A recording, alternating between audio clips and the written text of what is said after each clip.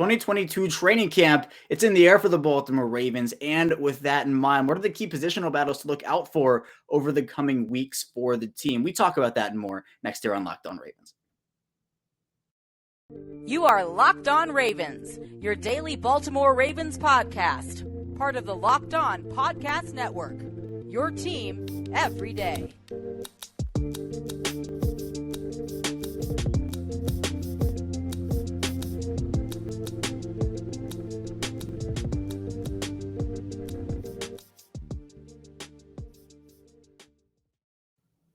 Welcome into another edition of the Locked On Ravens podcast. I'm your host, Kevin Oestreicher of Ravens Wire. We're here, part of the Locked On Podcast Network, your team every day. And thank you so much for tuning in, making Locked On Ravens your first listen of the day. We're free and available on all platforms. That includes in video form on YouTube. And here with you today on this glorious Tuesday. It was a glorious Monday yesterday. It's a glorious Tuesday today because veterans report to training camp for the Ravens. And it's exciting. I mean, I keep coming back to the word exciting because we have waited so long for just football. And football is most definitely in the air today, and it will be tomorrow and the next day and the next day. And it's super exciting. So we're going to be talking a lot today about positional battles throughout the Ravens roster, both on offense and on defense. We'll cover that in the second segment and in the third segment. So we'll talk about offense in the second segment, defense in the third segment.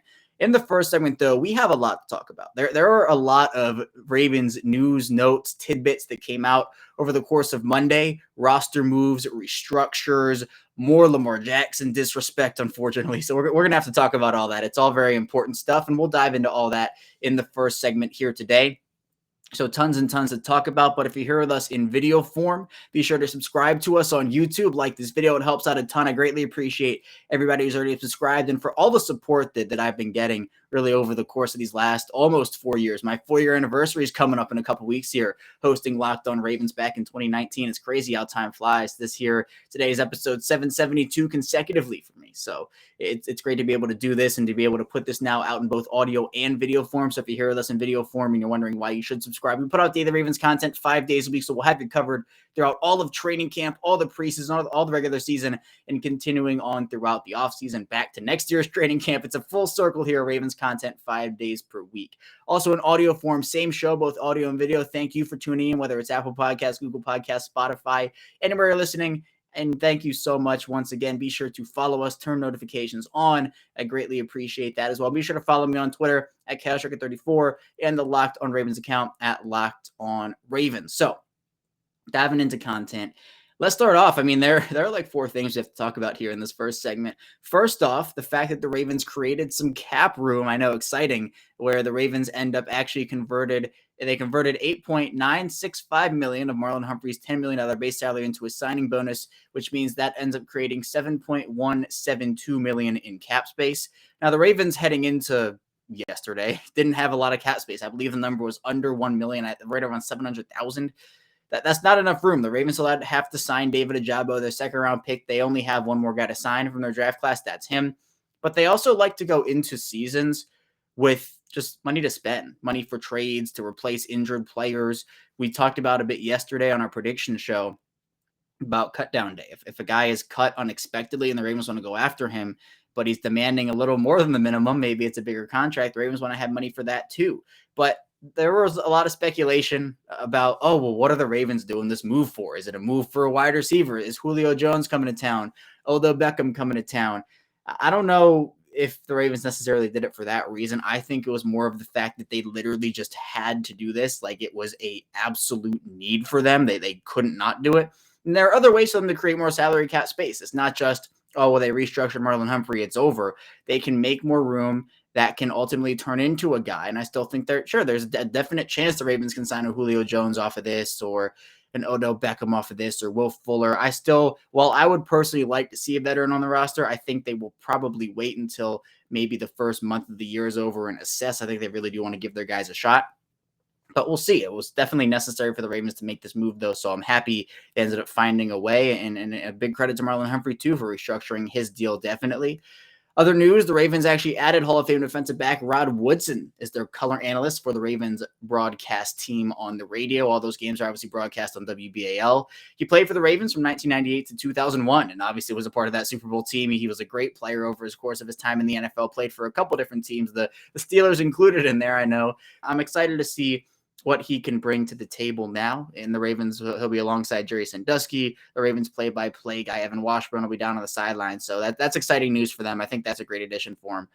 But let's talk about Lamar Jackson disrespect. And I know I wish we didn't have to keep talking about this because I wish it just never happened. Unfortunately, though, Lamar Jackson is a key point of disrespect, of criticism, and unwarranted criticism, I would say, for a lot of people. And in an article by The Athletic, Mike Sando put out a tier list for quarterbacks. And there was a quote in there from an anonymous, right? Let's just say that, anonymous current NFL defensive coordinator that pretty much said, he doesn't care if Lamar Jackson wins 12 MVPs. He doesn't think Lamar Jackson will ever be a one as a quarterback. Which, I look at that and I say, well, if he's winning 12 MVPs, let's take this super literally. If he wins 12 MVPs as a quarterback, he has to throw the ball well to do that. This is not a situation where, all of a sudden they're going to give out the MVP award to a quarterback that can't throw the ball well.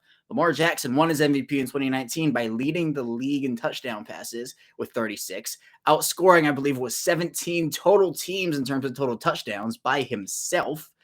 Part of that includes throwing the football, right? He's a great player. Part of that, it's his arm. A lot of it is his arm. He's a polarizing player throwing the ball. He's a polarizing player running the football, and he deserves respect for it. Is he a perfect quarterback? No, but the fact that he has proven himself time and time again, and all of a sudden these new arguments come up. Oh, he can't sustain it. He's going to get injured. And, look, he got injured last year. What is that saying? Lamar Jackson got injured running out of the pocket because his offensive line couldn't block. Both the times he got injured in game, the Buffalo game and the Cleveland game. He got injured because his offensive line couldn't block or couldn't snap the football. That wasn't on him. So the people who are saying, oh, well, he's going to take a big hit running, he's taking big hits running. And of course, the more hits you take, the more likely you're going to get injured, but that doesn't translate to injury, right? It doesn't always translate over. Just because someone runs the ball a lot doesn't mean that's going to result in an injury. So I don't know. With the way that Lamar Jackson is in the pocket, he is a good pocket passer. There are stats to back that up. He's someone who cannot just throw in the middle of the field. He can also throw outside the numbers. He can throw in the middle, throw outside. I know there's been a lot of speculation, a lot of criticism about, he can't throw outside the numbers. He can. He just prefers the middle of the field. That's just, guys have spots they prefer. It's not a big deal or anything. So the couple that with the fact that he has a great deep ball. He's able to place a lot of touch on those throws deep. He's, again, very efficient from the pocket. To say that he's never going to be a one, I mean, is he going to be the best quarterback in the NFL? I don't know. He's going to have to show that right now. He's going to have a lot of great years and do a lot of great things. But I think to say that he's never going to be a one, so a quarterback one, I don't know. I think that this argument, and especially because the guy remained anonymous too. I know there was some speculation about who is it. I know I saw Vic Fangio's name a lot out there. I don't know if it was him or not. There's been no confirmation as to who it was, but Vic Fangio was a little angry when the whole Ravens rushing record thing happened. So I don't know. And Vic Fangio, not a current defensive coordinator, but it's all there. But I think for the Ravens, there's a lot to like about Lamar Jackson. There's a lot to love about Lamar Jackson. They built their offense around him for a reason. They see the vision with his arm and with his legs too. It's the fact that he is such a great dual threat player that makes the offense run. And if he couldn't throw the football, the offense wouldn't be as successful as it is. If you want to put it really simply, that's what you do. You say, look, if he wasn't a good thrower, the offense wouldn't be as good as it is and has been. Now, obviously, the run game is a big part of that, right? It's not all on Lamar Jackson's arm. And again, he's not a perfect passer, but he is a good passer, someone who I think still has room to improve there, but has proven himself before. So I don't know. It's a lot of baloney. So we'll leave it at that. And finally, the Ravens actually made a signing. They signed Corey Clement, the former Eagles running back, played for Dallas. He's also spent some time with the Giants. Clement is 27 years old right now and is on the shorter side, 5'10", 220. Over the course of his career, his average 4.1 yards per carry, his total 196 rushes, 795 yards, 7 touchdowns. Also, as a receiver, has done some stuff too. He's been, I think, very, very good in that regard, and that's where I'm very interested to see where the Ravens use him. Hasn't had a ton of catches, but has made a lot out of those catches. He's averaged 8.6 yards per reception, 43 receptions, 369 yards, and 3 scores. I think that this is a good depth signing. I still have him, like if we were to go back and do the 53-man roster prediction now, I'd have him off the roster. But again, maybe he's competing with Mike Davis for that veteran running back spot, because I do think the Ravens will keep 4 guys, which will be Dobbins, Edwards, Beatty, and then one of the veterans. So maybe that will be Davis, maybe that will be Clement. But I think that for now, Davis has the upper hand. And even if it is just a camp buddy, I think it's a solid depth signing. You need some of those guys on your roster. He replaces Ricky Person, who ended up leaving the squad. So he ends up taking that spot. So good signing. Nothing crazy. Not a need a moving move or anything, but a solid depth piece overall. We'll head into our first break here, though, on Locked On Ravens. Still a ton to talk about. We'll dive into the most intriguing positional battles for 2022 training camp on the offensive side of the ball for Baltimore coming up here soon. So be sure to stay tuned. Still a ton to talk about here on the show. First, though, I do want to tell you a bit about Dave. And sometimes your hindsight, again, it can be 2020 and you can't change the past. But what if you get a little help from your future self? Maybe you'd ask to borrow a little cash, but now you actually can do that with Dave.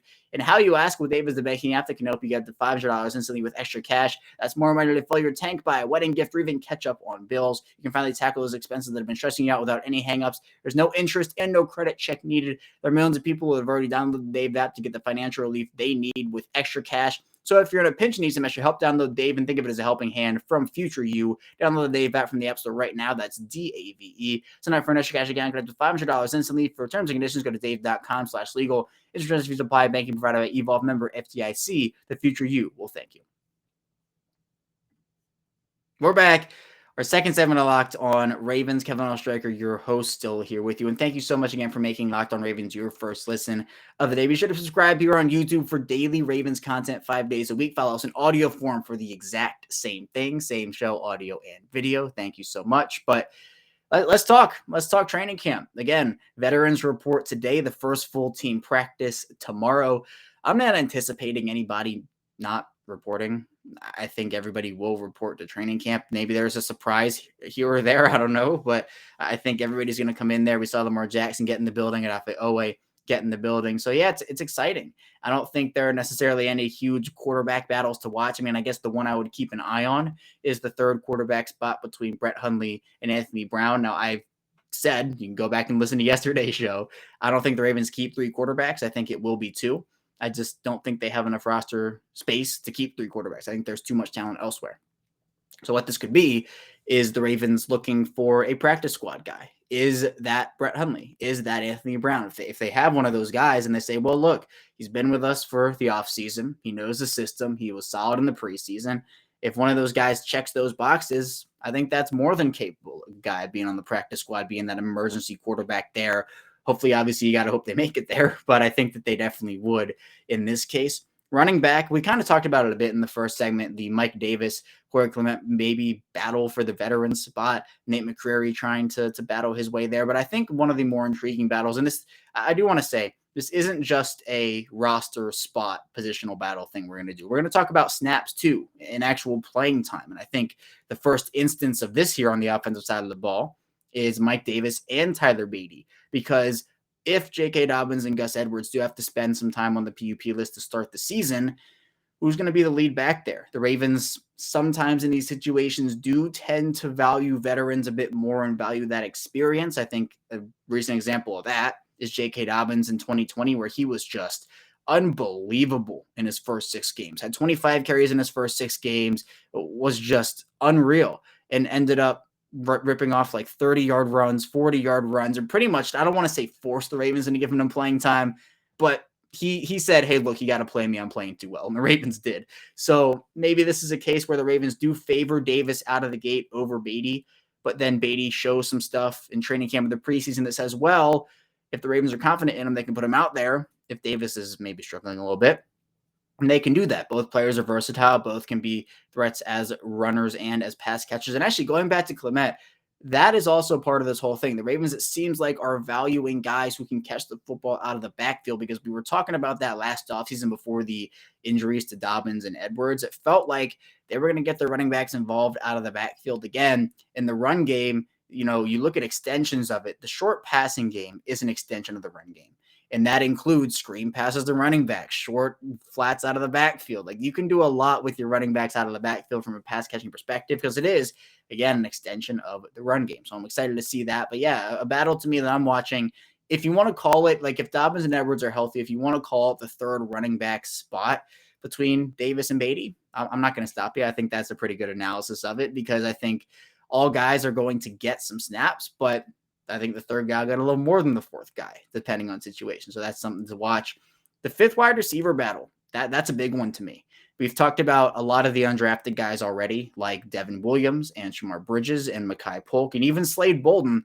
But there are also some other guys in there who were in the mix. Benjamin Victor, Jalen Moore. Those are guys who, assuming the Ravens do keep 5 wide receivers, you have to look at this as the Ravens might be going back more to that bully ball, run heavy approach. We've talked about that with Kaji Ismail here on the show before. It seems like they're going that way a little bit. So there might not be as many opportunities for a fifth wide receiver on the Ravens. Maybe the fifth wide receiver on the Ravens isn't active every week, right?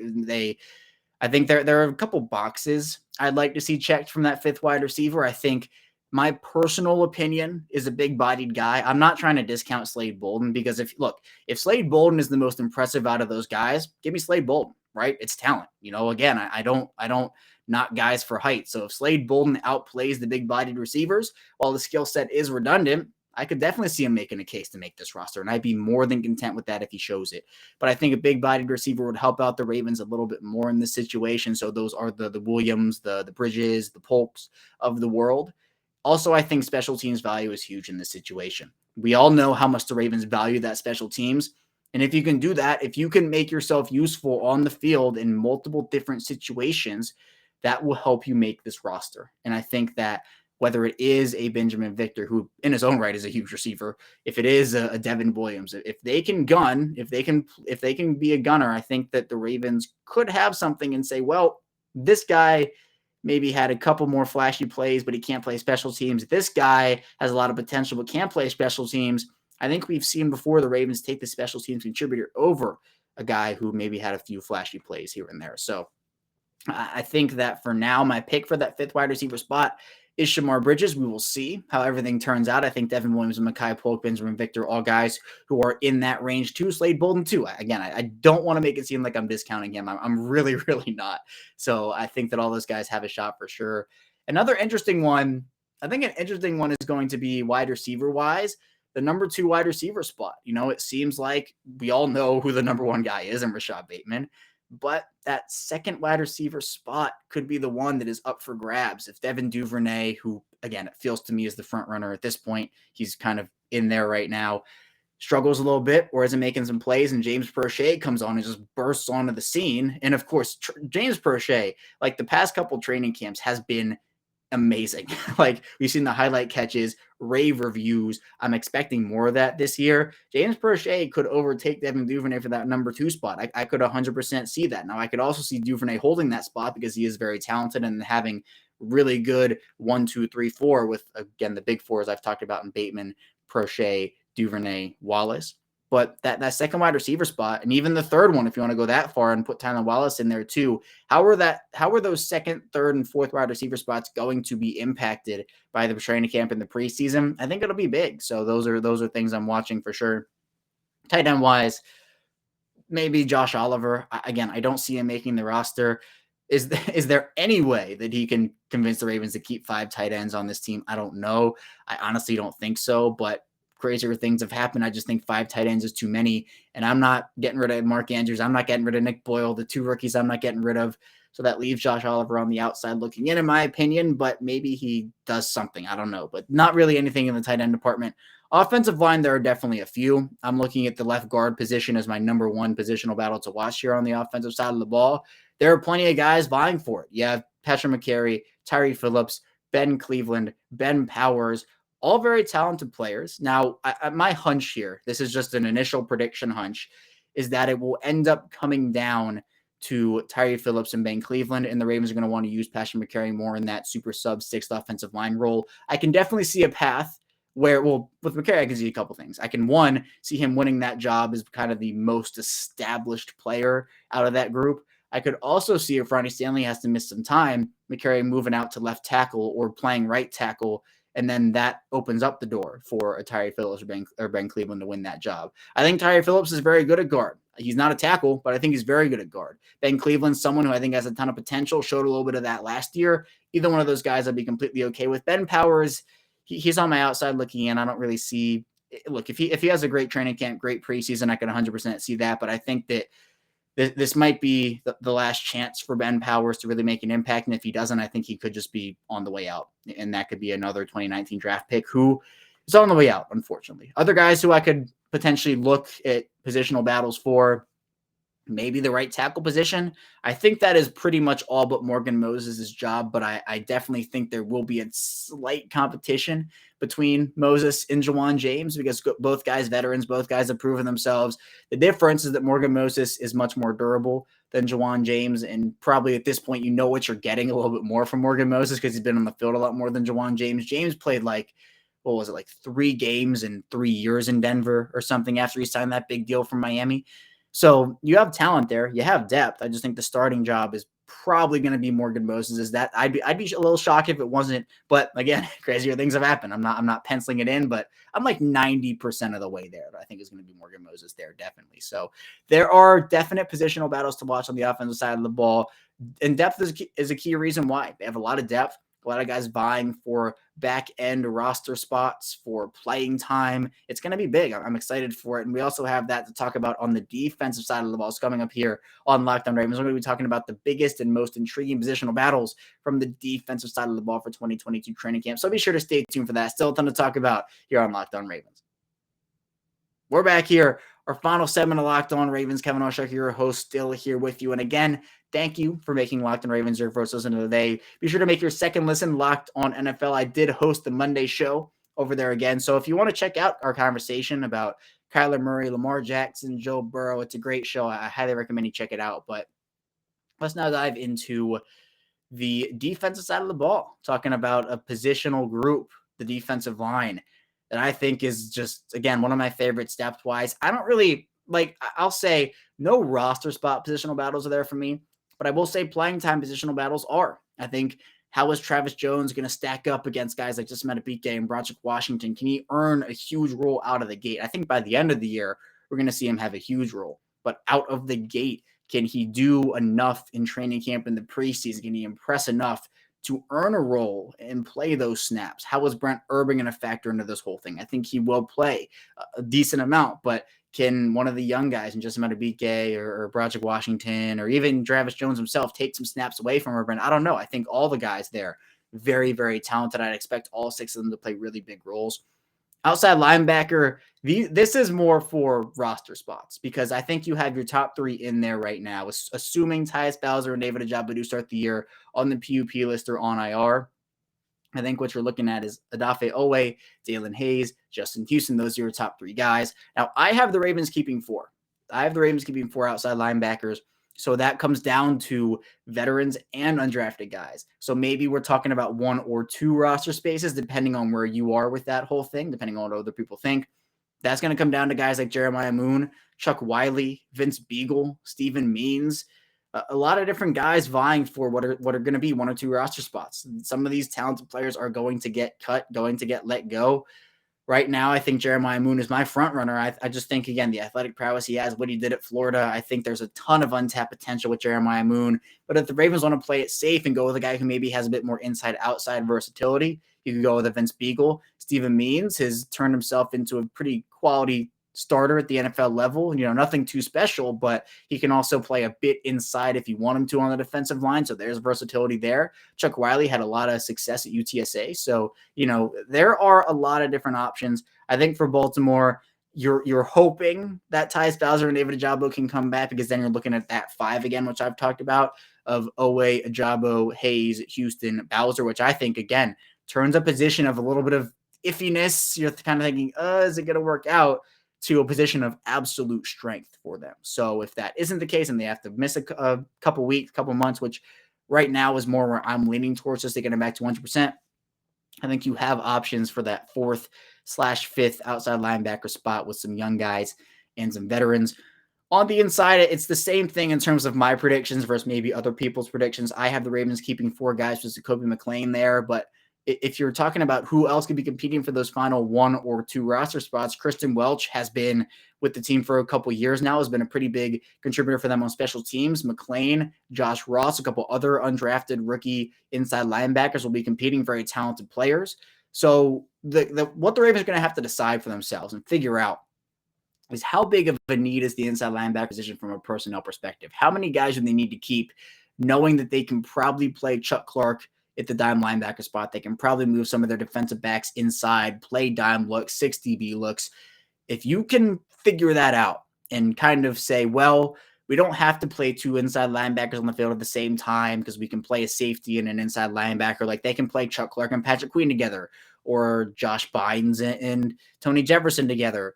They can do a lot of that, which could, again, alleviate the need for an inside linebacker, or that position at least, to have 5 guys. And you can maybe cut that down to 4 and keep a couple guys on the practice squad and figure it out from there. So there is a competition there. And then you're also maybe looking at snaps for Malik Harrison, where he's going to be competing at. Is he going to be competing for snaps at inside linebacker and Sam?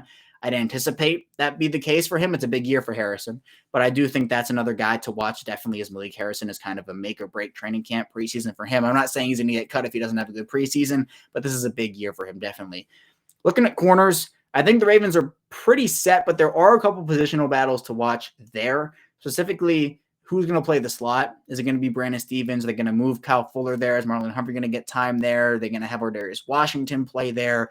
They have options, and honestly, the answer could be all of them. Everything I listed could happen. The Ravens love their versatility, and I think that for me, the front runner could be Stevens, with maybe some Kyle Fuller sprinkled in there if they want to keep Humphrey on the outside. But we've seen Humphrey play very good, meaningful, quality snaps on the inside, so they could look at that for sure.